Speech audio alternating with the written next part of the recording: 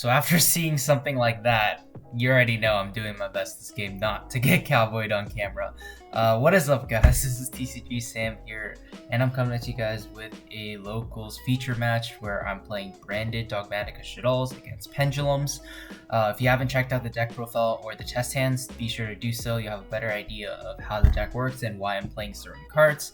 But yeah, I just want to showcase the deck through a duel, so hopefully you guys enjoyed that. You can see there my opponent fanning out the new Tcg Sam sleeves. If you guys want your very own custom sleeves, be sure to check out your playmat using my link in the description. But yeah, with that being said, hopefully you guys enjoy. We'll just get straight into this one. We do win the die roll, so we are able to go first. We're going to start things off with a branded fusion. Branded Fusion is incredibly good in this deck because not only does it get us access to our Mirror Jade potentially, but it also gets us access to a Shaddoll monster in the graveyard. So it's insane because it's just a disruption plus gets us access to our engine. Plus we're discarding Etchem Chain, which means we're getting incredibly good value off of it. Activating the Chain effect is going to, and the Hedgehog, both are going to allow us to add more cards to our hand. Hedgehog is going to add Wendy, and Chain is going to add Patchwork. Patchwork's then going to be activated to add Polymerization and another copy of Chain.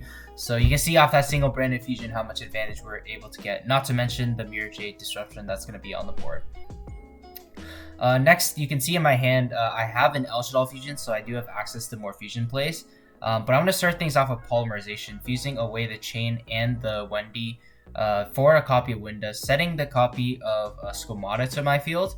And I just decided to set Shaddoll Fusion and Super Polymerization. I feel there's no need to extend much further than that. Our opponent's going to start with normal summon a Joker, adding Purple Poison.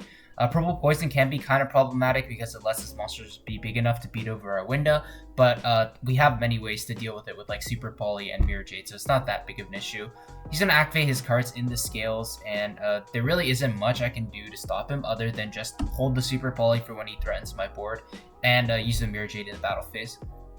He's going to activate the Double Iris to destroy itself to add a copy of the Time Pendulum Graph. Activating Wisdom Eye next is going to destroy itself. He's going to place Black Fang. Black Fang's also an issue for this deck because it's going to make the window smaller, but in the end it still shouldn't be too bad for me because no matter what, he's going to be forced to go battle phase to out it. He's going to Desires next. So he's just amassing huge amounts of card advantage right now. And he's threatening to out our entire board. He's going to activate the Duelist Alliance next. It's going to let him add Star Pendulum Graph to get him even more advantage if something leaves the field. Next up, he is going to just consider his options because you can see he's probably trying to think how he can get rid of the window without going battle phase to threaten game because his hand is very full of powerful monsters. He's going to activate the Star Pendulum Graph. Black Fang's going to have the window. And that's going to trigger the Star Pendulum Graph since his Black Fang had left the Pendulum Scale. It's going to let him add any Magician Pendulum. He's going to add another copy of Purple Poison from his deck to his hand. It's also kind of scary because now he's able to Pendulum Summon one, and that's another one I have to deal with. Activates the Double Iris, and then he is going to proceed to Pendulum Summon to Black Fang and Purple Poison to the field. I let this all go. There's not much I can really do to stop it. I'm going to force him to go battle phase now. And that's what he is about to do. He proceeds to battle phase, and I'm considering my options if I should Super Poly or just let my window die, Shaddoll for another window. Like, there's so many options that I have access to.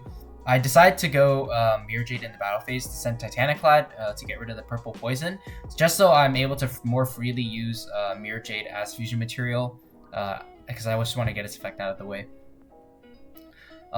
That clearing the Purple Poison was important because that means he can't like crash it now and threaten to pop even more cards. He's just gonna still deciding what to do because it's still a very tough spot for him. He can kill the window, but like he's left with like 2 monsters on the board, and he probably knows I have access to other fusion spells in the back. He's gonna kill the window. Unfortunately, we don't have any Shaddoll Spell or Trap to add, but it's not that big of a deal. My opponent then is gonna make a Tornado Dragon, and this is not something I expected. I thought he was gonna try to go for like a Baguska or something and try to stall me out. So I kind of got punished there. I got lucky he missed the Super Polymerization with the Tornado, because otherwise I should just Super Poly his board off right then and there for another window. But luckily he hits the Shaddoll Fusion. We're able to chain it fusing for another window, activating both of our Shaddolls, Squamata to send Wendy. Wendy's going to set a copy of Beast. And then our opponent's just going to pass from there. In the end phase, I'm going to activate Titaniclad to grab Ecclesia. And you can see how much advantage we get from that one turn. It's just honestly incredible. We're going to draw for turn, flip over the Beast. Beast effect's going to allow us to draw 2 cards and put a card back. You can see we're already very close to game on board. We honestly, like, we just have to deal with the trap. The trap is the big thing because he's able to pop not only the purple poison, he's also able to pop one of my cards. So I'm going to start with Gale Dogger. He lets it go, and I just right away send Elder Entity Entis to force out the trap. He's going to activate the trap to pop purple poison. Attempting to pop Winda. Winda can't be, shouldn't have been able to be destroyed by card effect there, but in the end he chooses to send it with Time Pendulum Graph's other effect, since if not both cards were destroyed, he gets to send a card on the field to the grave instead. Starver is going to add him a copy of Oath Dragon. Next, I'm going to pay 3,000 more with the Gale Dogger, so you can see how powerful it is here. I'm going to grab a copy of Apgalone. Apgalone's going to add Hedgehog, discard Hedgehog to add a Squamata from my deck to my hand. I'm just considering here how I can go for game. I have a lot of potential bleed damage from the Ecclesia and Fleur-de-Lis, but I need to put a fusion monster on the board, so that's exactly what I do. Fusing away Squamata and the Gale Dogger. I just sent Ariel just because that's like the last good one in my deck. Activate Ecclesia, special summoning itself to add Fleur-de-Lis, summoning Fleur-de-Lis, and this is more than enough for game. So we do take down game 1, thankfully. A little bit of a misstep from me, not reading that he was gonna go for the Tornado Dragon there. I felt that it would just make more sense to go Baguska, set the Time Pendulum Graph, and try to stall off of that. But he got me with the Tornado Dragon. Thankfully, he missed the 50-50. Although in reality, it really wouldn't have mattered. You can see we never activated the Super Poly. But still, something to consider to like better improve my game. So siding for game 2, I haven't had it mentioned in the deck profile, but I usually side out copies of the Dogmatica Punishment. Going second, I also side Gale Dogger out going second a lot of the time. It's pretty hard to side for me in this deck because there's just so many cards I want to keep in the deck, and I feel like there isn't that many cards I can take out. Because if you saw the deck profile, we don't play like hand traps or anything, so we kind of just need to rely on drawing those board breaker cards, but it's just incredibly hard to side out for that.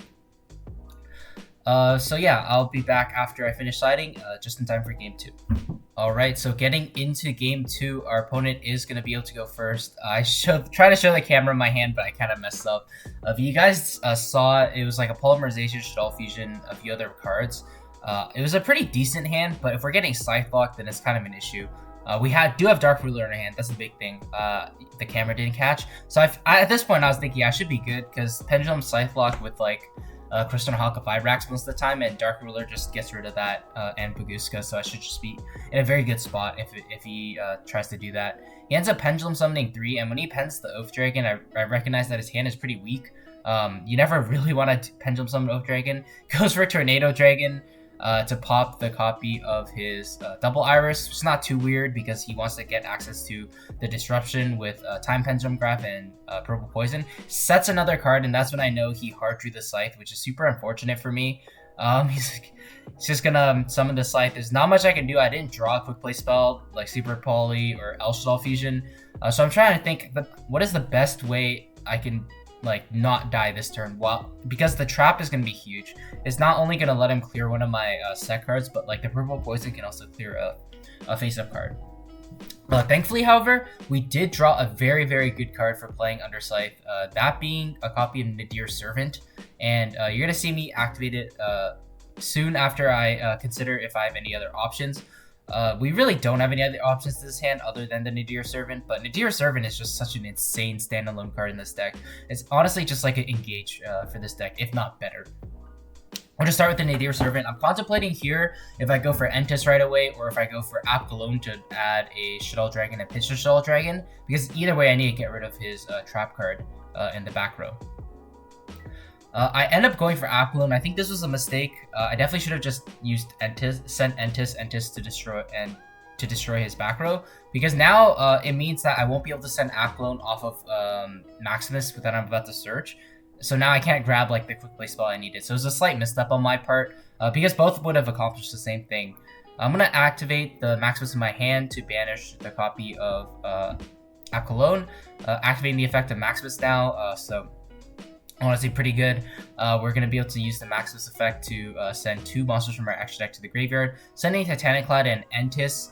I choose this Entis pop his purple poison. Because I don't want him to have like access to scales, because the monsters on his board right now probably aren't going to do anything.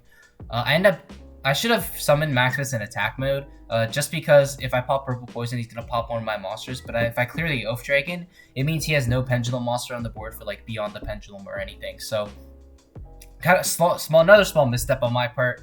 But in the end, it shouldn't really matter, because during the end phase, we get to grab a copy of Fleur-de-Lis off of our Titaniclad. So now he has to out our big Maximus with 3000 defense while having to deal with Fleur-de-Lis and a potential face down. Our opponent's going to draw for turn, and he is in a tough spot here because Pendulums without their scales is pretty difficult for them to play most of the time. And the monsters he has on board are kind of just random monsters, no tuners, none of the same level. He can't really do anything with them right now, so I'm feeling confident at this point. I just need to survive, and I know I can win next turn with Dark Ruler Shaddoll Fusion. He ends up tribute summoning over the Tornado Dragon to grab back a double Iris, and that's kind of scary because his not only does he get 2 Pendulum monsters on the board for extra like Pendulum plays, he's able to 1 beyond the Pendulum, and I have to negate this. He's also able to grab the double Iris back to his hand, and that double Iris is going to allow him to grab even more advantage later on. Activating the double Iris to destroy itself, targeting beyond the Pendulum to add a Star Pendulum Graph, and then from here, that Star Pendulum Graph is going to allow him to get more advantage if he continues linking up. And you can see here our mistake of not destroying the Oath Dragon while it was in defense is kind of costing us, because he wouldn't have been able to get this far had I just killed his Oath Dragon Magician. In terms of the possible plays he has here, there really isn't too much. He can go for Dark the Dark Charmer to summon back one of our monsters and trigger his Star Pendulum Graph. But like I said, without the scales, it's incredibly difficult for him to make meaningful plays. He can summon back our Shaddoll Dragon, activate Black Fang. Black Fang can have one of our attacks, and I believe Black Fang was going to be able to summon back a Dark Spellcaster from his graveyard. So that's going to let him grab a access code play, which is honestly farther than I thought he would be able to get here. He's going to activate the Black Fang to have one of our attacks, bring back the Beyond the Pendulum because it is a Dark Spellcaster, and then he's going to be able to link up into either Selene access code or just access code directly. He's going to end up going for the Access Code Talker. Access Code is going to be able to destroy 2 cards because he has a Dark Beyond the Pendulum and a Light monster in the Artifact Dagda. He's going to destroy the Maximus, enter battle, kill my Fleur-de-Lis, decides not to kill my Flip monster, but it really doesn't matter because Hedgehog's just going to grab as another Shaddoll Fusion, and we're just so far ahead at this point. You can see that single Nadir Servant just single-handedly won us the game. We were able to crack his board enough so that he couldn't kill us, as well as just set up something under Scythe. You can see here, had we just Entis pop his back row, we could have just set up a fusion play with El Shaddoll Fusion or El Shaddoll Schism on our turn. So that was once again a mistake on my part. Anyways, we're just setting up for trying to go for a game push by fusing away 2 of our monsters on the board and the Edgem Chain in our hand. We're gonna pop both his monsters and then trigger Shaddoll Dragon and a new chain to destroy his Speller Trap, activating the Fright for Patchwork, but he just concedes from there. So we're able to take it down 2-0. We're very fortunate to draw that Nadir Servant. It went pretty well for us overall. But yeah, hopefully guys were able to see some of the power of this deck. Going first, you can see where that single Branded Fusion got us so far. And going second, single Nadir Servant got us so far. So yeah, hopefully you guys enjoyed the video. Once again, if you haven't checked out the deck profile or the combo tutorial, be sure to do so if they're posted on my channel already, so you have a better idea of the different cards I'm playing and why I'm playing them. But yeah, I just want to thank you guys so much for watching. Stay tuned for more videos like this coming soon, and I will see you guys in the next one. Thank you so much for watching, and take care.